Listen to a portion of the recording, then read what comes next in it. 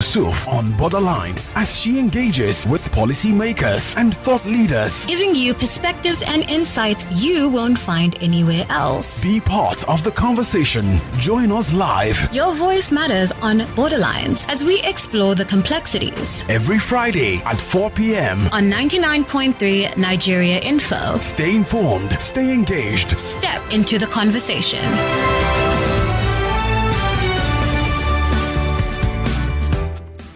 Welcome, Lagos, Nigeria, Kenya, Israel, UK, US, wherever you are listening to us from, Europe, Netherlands, everywhere.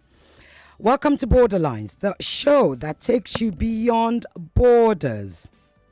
Yes, the only show that takes you beyond borders. Here we are. Remember, we spoke about Kenya last week and we had two guests. We also spoke about it the week before. And as I told you, the week before, this was before everything blew up. Borderlines Nigeria Info was the first station to actually start having that conversation about what's going on in Kenya. Well, everything has come to a head today. Okay? Today, the president held, that's President William Ruto of Kenya, held 3 hours, and I have to say 3.5 hours, it wasn't supposed to be about 3 hours, 3.5 hour Twitter spaces with the GenZs of Kenya, those who have been protesting, right?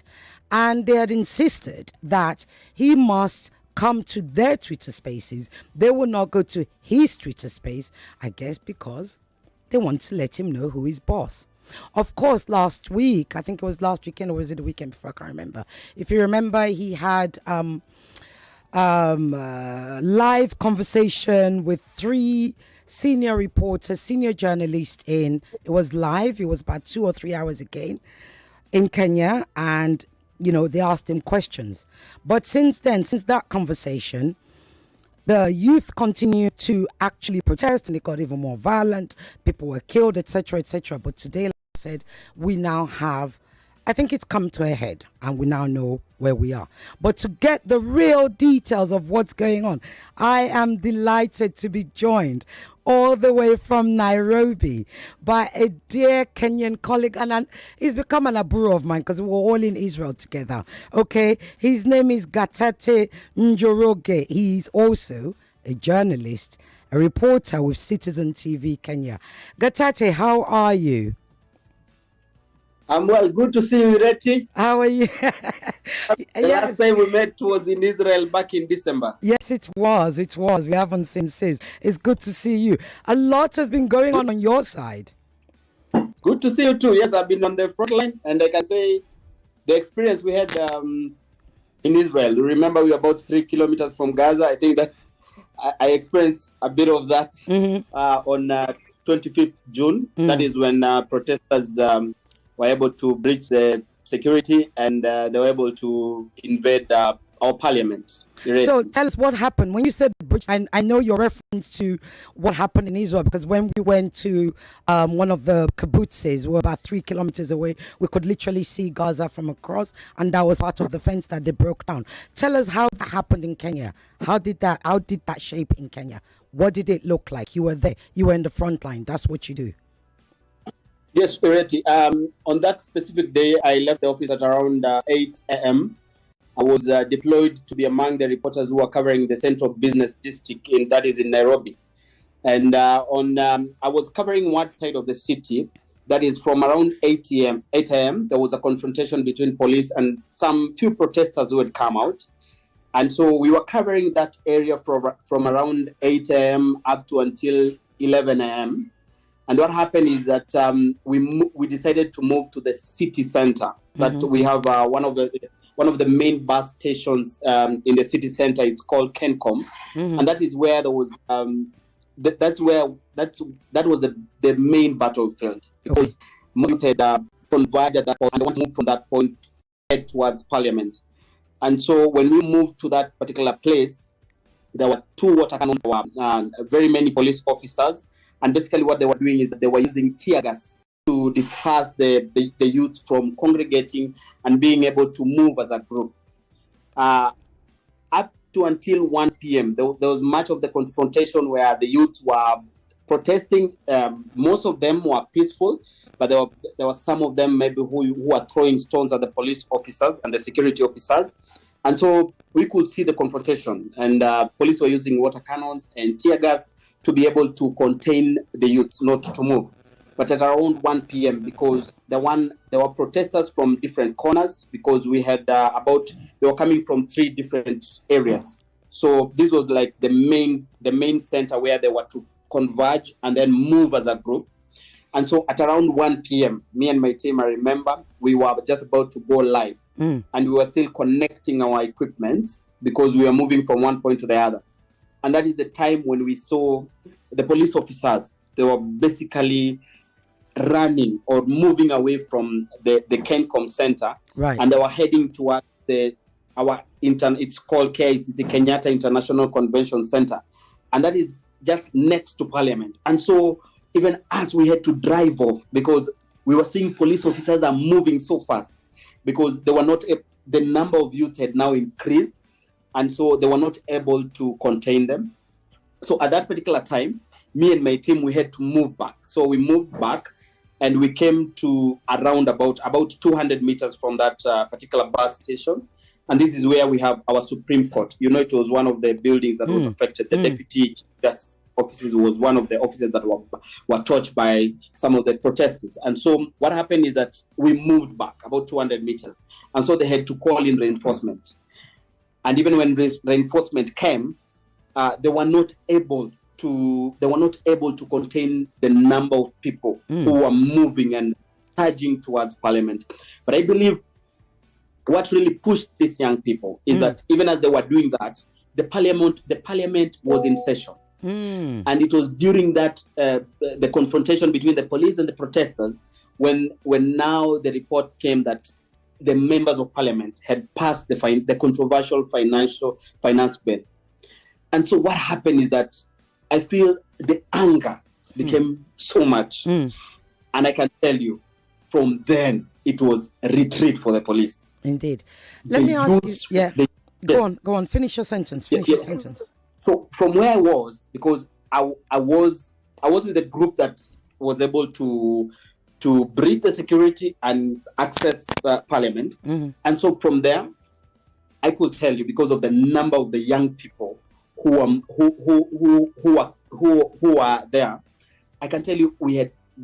If I compare in terms of the number of police officers and the number of the young people, I do believe that we didn't have enough police officers to contain the crowd. There were so many, and remember, most of them they were peaceful, but you will get pockets of those who are they're so aggressive. And so there are those who are in the front line, and the ones that when even a tear gas canister is thrown at them, they're able to throw it back at the police officers. And so I can tell you within an hour or so, they had already breached. And for me and my team, what we had to do, because we knew the area of Parliament, it will be a bit dangerous for us. There is a church called Holy Family Basilica. From Holy Family Basilica, you can see Parliament. Actually, we had to go into one of the buildings inside the church compound, where we could see from an upper angle, and I can tell you could see whatever was happening. And so I had to tell my team, because of the security concerns that we had as a team, I had to tell them we now need to maybe look for a place we can maybe park our vehicle, because this crowd, the way it's coming, I could see with my eyes. You could feel it, yeah. The anger was high. Yes. So let me ask you something very quickly. Prior to the protests, had anybody had an idea? Because of course, yes, we know it started on TikTok and it was social media was spread. But prior to it coming on social media, did anybody in the country, be it press, be it government, be it civil society, have an idea that this was, brewing and it was about to come to a head? At all? Could anybody have guessed at all? I would say, Ireti, this magnitude, I don't think anyone could have thought of this. And I'll say, the government was caught off guard. I'll say so. even as the media, I can say that we knew about this because what was happening, the controversial finance bill, there were a number of people, we groups like the civil society groups, churches, business, and even multinationals who had appeared before the Parliamentary Finance and Planning Committee to present their views. And most of them, they were against the finance bill because of a number of issues that were in some of the proposal. There was the issue of bread. We had the issue of sanitary towels. With the issue of the motor vehicle tax. We had the issue of increasing the mobile transfer services. And so what was happening is that even during the process of collecting public views on the proposals, we had a number of protesters. We have a number of them. We have a number of artists, actually. I remember one of the comedians is called Eric Omondi. You know, we had a number, and even the civil society groups, they were organizing protests. But we covered some of these protests, but I can tell you the number, you could go there and maybe there are 200 and 300 people, and they could just move to Parliament and present a petition. But I can say, Ireti, we didn't see this. But let me say the boiling point where we saw that there was an issue. That is on 13th June. That was on the day when our Cabinet Secretary for National Treasury was appearing before the National Assembly to present the budget for the year 2024-2025. And I can tell you, the night before, we saw something that we had not seen. And actually, I'm the one who did this tell us. On our platform. So what happened is that at around 11 p.m. on 12th, there was a big discussion on online, specifically on Twitter. X and TikTok. Yeah. Yes, and the main issue was on the finance bill and the push to have the members of parliament reject the proposals that had been put forward. And you see, the finance bill is prepared by the National Treasury. Basically, it's a government bill. So what happened, despite the conversation that was there, the young people thought of a way of pushing the MPs. For many other times, they come online, they discuss, but they are not able to reach the MPs. And that was when the idea of posting the contacts of members of parliament came in. Right. And I tell you, they were very active. And they were telling people, if you work with a specific member of parliament, if you work even with the president, if you work with the cabinet secretary for national treasury, kindly send us the numbers. And so it started as a campaign of getting the contacts of key government officials, even the president and the members of parliament. And what happened the whole of that night is that members of public were calling members of parliament, they were calling the president, they were calling the cabinet secretary, and the message was one: reject the finance bill. Wow. I can tell you the next day, that is on the morning of 13th June, that is when we were covering the budget today. Most of the members of parliament who were turning up in parliament and they were talking to us and they were telling us, wow, I've never experienced this. People are calling me, everyone is calling me. There's a member of parliament who even told us, I've received over 3,000 messages. Wow. Guys are sending me even their pictures and all that. And so the members of parliament said, we have received concerns from Kenyans and even those who support the ruling party. They said, because we have had Kenyans that they have called us and they've reached out, we will be considerate. We'll consider their views, even as we debate the finance bill. We will consider all these views. But what the GenZs and those who are pushing for the reject finance bill move, their main concern was that this bill should not be amended. Okay. It should be rejected in totality. And so that is where it all began. And now we saw this thing is turning into something different than we thought. Okay. Now, let's come back to where we are now. So, of course, we saw President Ruto get on, stand in front of Parliament to say, look, okay, I'm not going to sign the bill. I'm conceding. I'm not going to sign the bill. I'm going to cut all spending, expenditure, austerity measures. But he didn't apologize, according to the youth. They didn't feel it was conciliatory enough. They didn't like his attitude. So they continued on the streets. Right. And things hurt. Several people were killed. How many, you are press, how many people have been killed in this protest by government forces or others? Okay. Yes, the president today held a meeting with the youth, and he insists that according to the government, the number stands at 25. But for the numbers from the civil society groups, and these are groups that we do believe they have representatives from all corners of this country, because when we have, you remember Kenya, this is not the first time we have had issues of post-election violence and all that. And these people are able to get the accurate numbers, and they're saying, according to what they have been able to gather from all these places, and even even as media, because we, even after these killings, we have done stories. We have gone visited this family. There are people who died in this whole protest. You remember Rex Masai. Rex Masai was buried today in his village in Machakos County. We also had the 12-year-old boy. I did go and talk to the family. Let's talk about that 12-year-old boy as well. But just tell us the number. Yes. So civil society are saying how many compared to what government 41. Is saying? 41. And government 41. Is saying 25. 25. Okay. So you see there is a tussle there of the numbers. Of course. Yes. Now, this 12-year-old boy was a really big issue, actually, a very big topic, because when President Ruto held that live discussion with the press, a lot of Kenyans felt that he was so matter of fact, that with the fact that a 12-year-old child was killed by bullets possibly from his security team, that is the police, the Kenyan police, they felt that he didn't seem that bothered. What do the family of the 12-year-old feel? What have they said to you?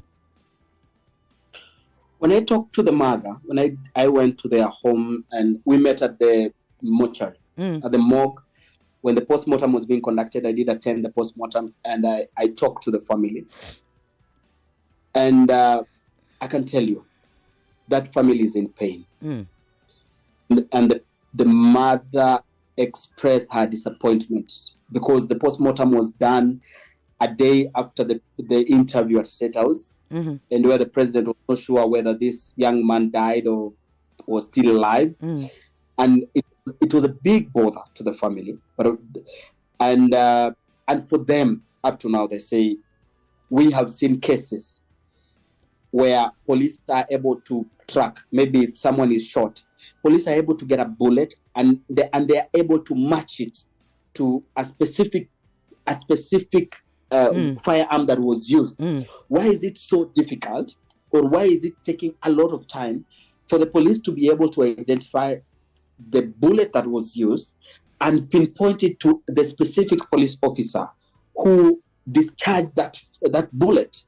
And so that was their main concern. And they said this particular issue, for the family, they want to see the police officer arrested. I've listened to the president. Actually, his conversation on X was supposed to start at 2 p.m. Yeah. But let me say, it started way later, at around 3 p.m. There were technical challenges and all that. But in his last session, where he was asking questions, in his closing remarks, in his closing remarks, he says he has reached out to the family.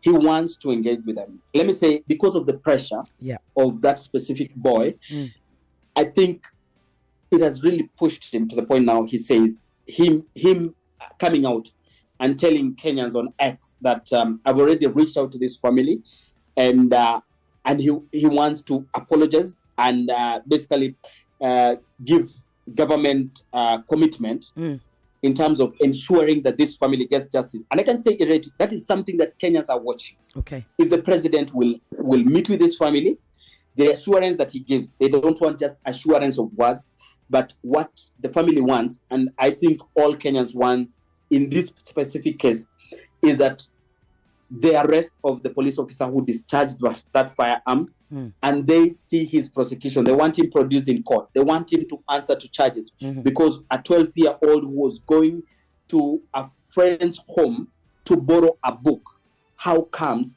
he was a victim of a protest? Wow. Wow.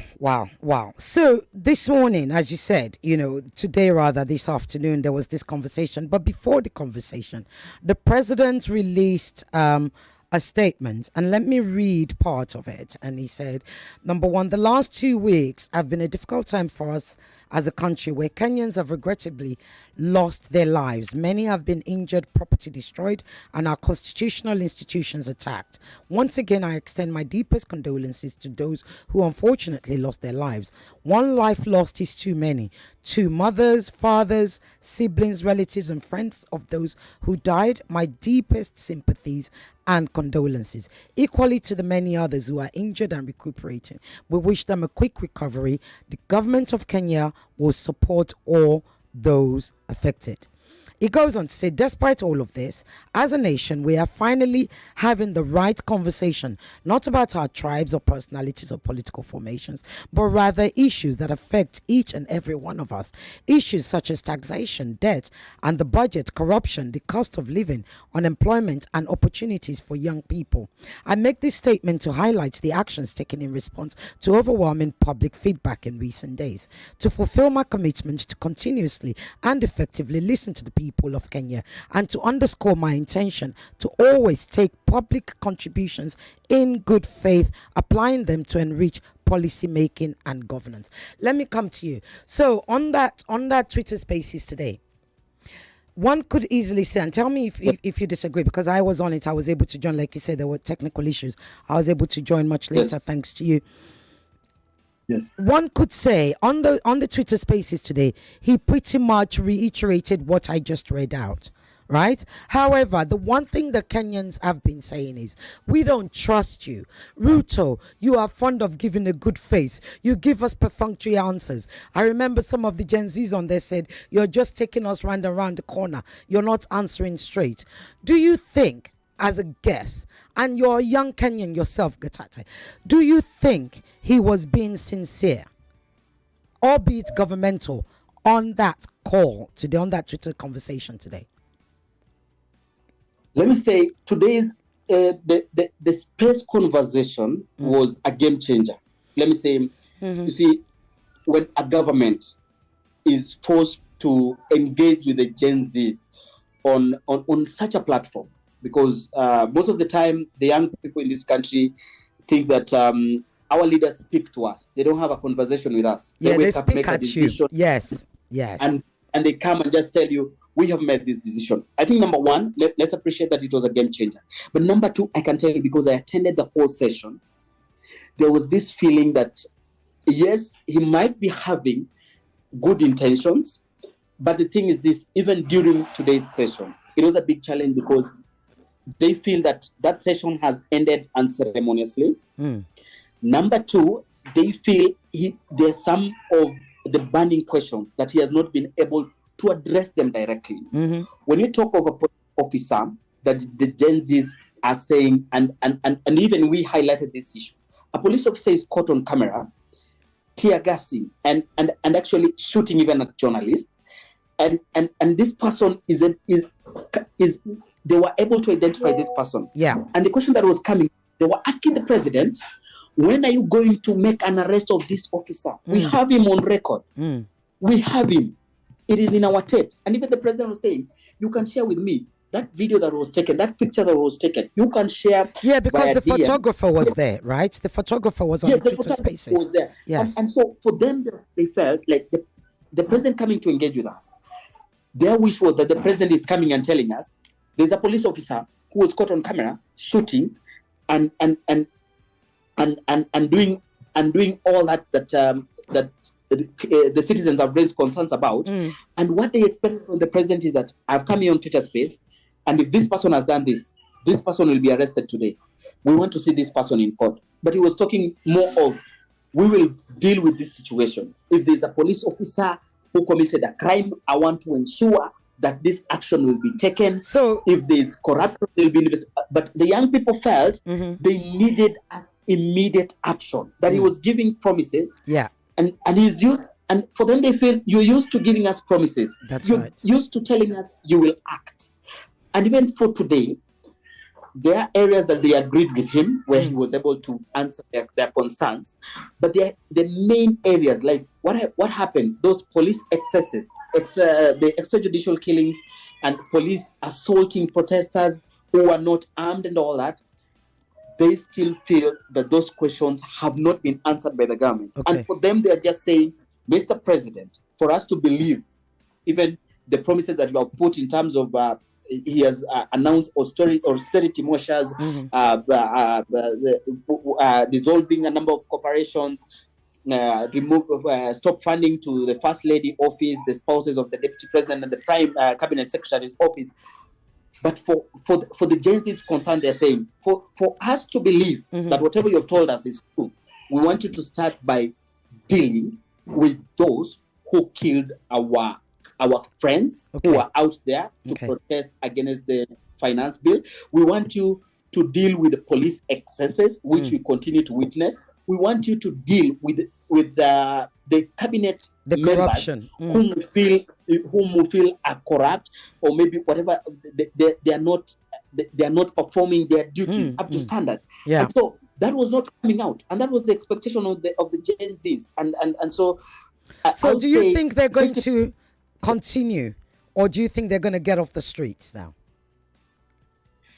So what happened, because of the events that happened on 25th June, where a number of peaceful protesters were killed in the process, I can say, because I've covered since the 25th June and the last that week on Thursday, I can say what is happening a lot of the and conversation is like, because no that with you and go them your arm, your brother, your friend, your sister, your husband being shot. Yeah. And many of them are admitted in hospitals. And so what happens is that I will say there was that fear, that concern, that they don't want, most of them, they don't want to be, they don't want to die either. They don't want to die, they don't want to be casualties. Victims. Okay. Yes. And also, there's also the concern, Ireti, of guns. These are hired criminals. Yes, I was actually going to ask you. It's a good point. The whole protest. Yeah, it's a good point. There was talk, there was pictures on Twitter about a sniper on the roof, right? Is that actually true? And do they know who employed? Was there more than one sniper, and who brought in the snipers? Were they police snipers, state security snipers? Who were they? Now, those are the questions that Ireti, we have been asking. And I can say the only people who are talking, because you see, the president is the one who is responding to members of the public. I can tell you, Ireti, when you try to get information from the police, most of them are not coming out with information. I don't know, because of fear, because, you know, at a time like this, when the country there's a lot of tension in the country and with what is happening, when you try to reach police in terms of there are these concerns that have been raised, that there were snipers on the roof, and Kenyans saw them, and there were pictures that were taken. Yes. But you see, it's very hard to substantiate, because you see, no one is able to give those answers, because at that particular moment, the only people who can be held culpable is the government, because what happens is that it's only the government that can confirm. Because if we say there was a sniper, what happens when someone is shot? Then a bullet is locked in the body. So what happens is that this person have to go through the process of post-mortem, and then the bullet is taken for forensic, and then that's when we can confirm who actually fired. Okay. And so we are still waiting, because you understand how the forensic process is. Of course. And those are the questions I can tell you came up during the session between the president and the GenZs, because they want answers. They want to see the police officer, even if there was a sniper anywhere. Okay. Can we be able to pinpoint this bullet came from a specific officer? And so that becomes a challenge. But there was a point that we were talking about, them raising the issue with the president about you talking about the GenZs not participating in the demos anymore. And so I'm telling you, the inflation of people who are believed to be hired criminals also brought fear among the GenZs, because you see, apart from you being harmed by a security officer, you see, you are also, there is a criminal in your midst Okay. What happens, Ireti, if you are among the protesters and a criminal hurts you? Oh, his daughter just fell down. She was playing next to him. Is she okay? Is she okay? Okay. So let me tell you, we've been streaming. This is a short borderlines because the football coverage, as you know, Euro Championships is going on. The football coverage starts from 4:45 p.m. So we will be finishing this show in about 45 minutes. We have been streaming. I forgot, I should have told you. We have been streaming on YouTube and on Facebook Live.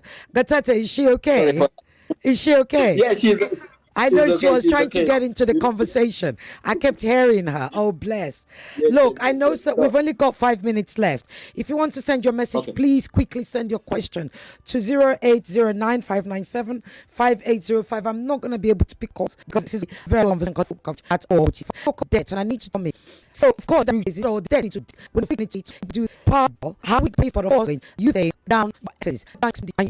Do they believe him? I need you to answer that. I have a couple of questions. Do you believe you think do you believe it? I will be high because as you see, the president was holding his own position, the first position. Until I've just told they are not having a separate position. So say demerity from journalists the middle of the last 10 countries. And one say from my two they want to see government see this about they want to see prosecution. They want to see, in terms of the austerity measures, they'll be on the lookout to see. You're talking about no excesses. We want to see that the cabinet secretaries are not like, you see, the conversation has been around cabinet secretaries wearing watches. Yes, wearing watches, showing off with their cars and all this stuff. Yeah. Yes, and so I believe, for me, from where I sit, yes, he has announced all this, but I can tell you, Ireti, for the GenZs and for the youth of this country, and those who feel that he has let them down, they want action. And I do believe they will start believing him when they see him sacking cabinet members. Thank you. When they see him not allowing his friends going with millions to churches. Yeah. And when Kenyans are suffering, they will believe him when he has promised to give money for hiring of JSS teachers, for intern doctors. I do believe when these things are done, that is when we can say they will believe it. But at the moment, I can say it's more of talk. I don't think they don't believe he has earned their trust. So it's a case of action speaks louder than words. When we start seeing your action, we will get off the street. Curiously, now we had our NSARS in Nigeria, right? But our NSARS went straight. It was 12 days. A lot of people get it wrong. They say 14 days. NSARS went on for 12 days non-stop. What I'm curious about, if you could answer that in a minute, 2 questions in a minute. Kenyans do 1 day on, 1 day off, 1 day on, 1 day off. Why is that? How does that work? So they will do Monday, then they won't do Tuesday. They will do Thursday. How does that work? How did that happen? So the way they organize themselves, we have less than a minute. Yeah. Yes, they had programs which could run from let's say on a Friday to Thursday. Right. Only that other days they could be engaged in activities that maybe did not require media coverage. Right. Because like the day when they invaded Parliament, like on that Sunday, there was they went to churches where they went to make sure that politicians are not able to address those in churches.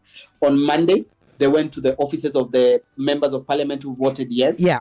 On Tuesday, there were protests. So they have a program. So on a daily basis, they're not demonstrating on a daily basis. But they have chosen different. Excellent. Yes. Gatete, thank you so much. I need you to come back and we will be in touch. I'll be in touch so you can come back. Thank you so much for you've given us more detail than we've actually had since this whole thing started. You're a brilliant journalist, clearly. And you're a dear brother of mine. Thank you. Have a wonderful weekend. Stay safe. Thank you.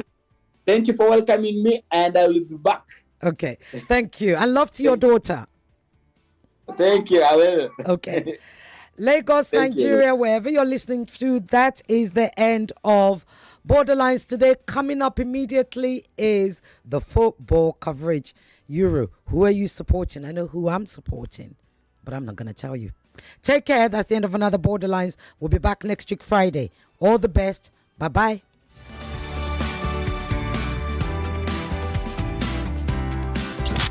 Not many can serve you the way we do.